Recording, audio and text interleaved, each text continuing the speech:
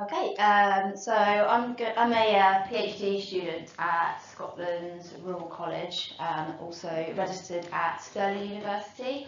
So I'm going to be talking to you guys today a little bit about what I've been doing as part of my PhD around the topic of understanding bats in Scotland's agricultural landscapes. But first of all, why are we interested in Scottish farmland and how it affects bats? Because it's not necessarily the type of habitat that you might go to or think of going to when you want to record wildlife. However, almost 80% of Scotland's land is agricultural, which makes it the most common type of habitat available for bats and the insects that they eat. And on top of this, we know that bats respond negatively to what we call intensive farming. I'll go into what that is on the next slide. And there also currently are no effective policies that protect these agricultural areas that are used by foraging bats. So what is intensive farming? Yeah, I thought this picture was quite funny when I was looking for a photo that represented intensive farming. Yeah, so since the Industrial Revolution, we have seen an increase in this intensive farming, which is basically an increased use of pesticides. We now get a lot of crop monocultures, whereas in the past farming was a lot more mixed, so you'd get like a mix of livestock and crops, which creates better habitat diversity, but now kind of get these vast expanses of monocultures, and obviously this poor little tree that's been like ploughed right up to the edge. So not great for bats. There's been a lot of talk lately about regenerative farming, and one aspect of this is this mixed farming. So what is mixed farming? It's I've defined it here as farms where livestock are integrated into the crop rotation. And so there's a variety of ways through which this could be good for bats and the insects they eat. So livestock can attract a lot of the smaller insects that bats eat, but also integrating livestock into the crop rotation means less synthetic inputs. And as I mentioned earlier, greater diversity of habitat available for bats and insects. So the main question that I've been trying to answer as part of my PhD is whether this mixed farming is beneficial for bats and their insect prey, and that's when compared with what we call arable farms, which is where they just have crops and there are no livestock present at all. So for this research, I have focused mostly on northeast Scotland and then going down into Fife a little bit as well. So I had 26 farms. So I had 13 arable farms and 13 mixed farms. And these were surveyed for bats and insects in a paired design. So we tried to pair each mixed farm with an arable farm that was nearby and survey them at the same time. So I used two methods for surveying for bats. We did walked transects, which is the yellow line that you can see that shows the route that we took. And for that I used the Echometer 3, just up there, with a GPS attached, which is really handy because it means that you can record exactly where each bat pass was recorded. It's also very useful if your fieldwork assistant gets lost and you want to know where she ended up. Sorry. So the second method that we used was audio moths, which I think Charlotte mentioned earlier. So a couple of people have asked me about these, so I'm just going to go into what they are. So just an acoustic recorder. They can record sounds at different frequencies. So they can record the higher frequencies for bats, but they can also record birds and lower frequencies as well. So they're really handy because they're quite cheap, and it means that you can get quite a lot of them out at the same time in a lot of different locations. So I'm going to talk a little bit about some preliminary results for the transit data that we recorded. So we walked in total about 60 kilometres of transects last summer.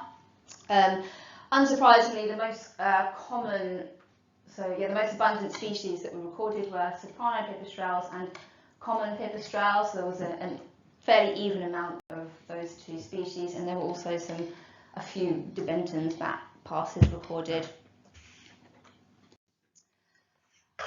So for soprano pipistrelles, so these are just some box plots just to show.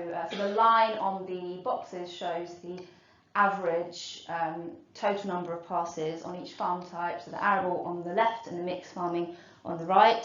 So from here, it looks like the average was actually higher on arable farms than it was on mixed farms. But you can also see that the box on the mixed farms is much longer, which shows that there was a lot more variation going on the mixed farms. Now, obviously, bats are not restricted just to the farm. They cover a much wider area, and they're affected by lots of things other than the type of farming that's going on. So to take all of that into account, I used this particular type of model that I'm not going to go into because it gets really complicated. But basically, we took into account things that were going on in the surrounding landscape. So things like the percentage of woodland within 2.5 kilometres of the transect, urbanisation, distance to water body, and stuff like that. And we can see from here so the arrows show whether the relationship was positive, as in for woodland, or negative, like so with the urbanisation. And there seems to be an interesting relationship between crop diversity and soprano pipistrelle activity. So once we take all of this into account, it turns out that bat activity was significantly higher on arable farms than it was on mixed farms, which was a bit of a surprise. The story for common pipistrelles is quite different. So from the box plots and the line that shows the average, it looks like there's not really going to be much difference, and maybe common pipistrelles are not that bothered about the farm type that they're foraging on. So again, we took into account things that were going on in the surrounding landscape. Interestingly, common pipistrelles seem to be negatively affected by crop diversity. That was quite a strong relationship.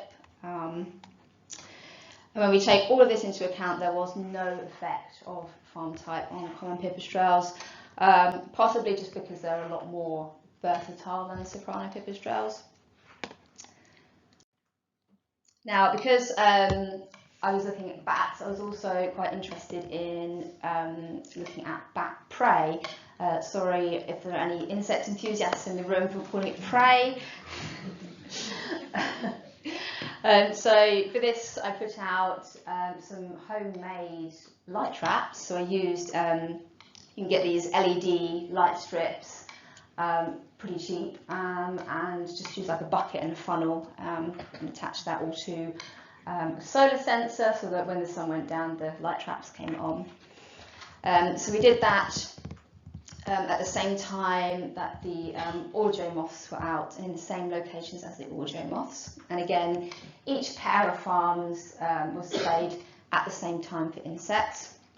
So in these light traps, we caught a variety of insects. We caught macro moths, which are the bigger moths, and we caught lots of micro moths, so the tiny ones, as well as tons of flies, all kinds of things.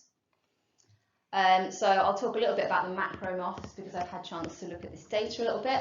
So we recorded a total of 135 species across all farms, and a massive over 6,000 individual moths. The highest number of species that we found in one single trap was 38 species. And most of the species that we caught are what are considered very common moth species. However, we did get some more interesting species and some species that are considered near threatened or vulnerable in the UK. And also, so here are the macromoth species that are considered near threatened or vulnerable. And then on the right, there's a micromoth that has very rarely been recorded in the area that it was found in. So that was quite exciting. So it tends to be found more down in England and southern Scotland. So is mixed farming beneficial for macro moths? It looks like from the average lines that perhaps macro moth abundance, so the total numbers of macro moths was higher on mixed farms and lower on arable farms. But again, to analyse this properly, I will need to take into account things like the weather conditions at the time and kind of not the landscape, but things that were going on in the field at the time, which is something that I will be doing very soon. Yeah, so this is for abundance rather than diversity, and it is possible that abundance was much higher on mixed farms because we had quite a lot of the same grassland species on mixed farms. So there might not be a difference in diversity, but we'll see. Okay, so that's everything from me. Thank you for listening. You can drop me an email and you can also find me on Twitter, and I'm happy to take any questions. Also, just want to thank my supervisors for their support, SIUC for funding me, Charlotte Wood for helping me out with the field work, and also Dr. Mark Young for identifying all of my micromoths, most of them.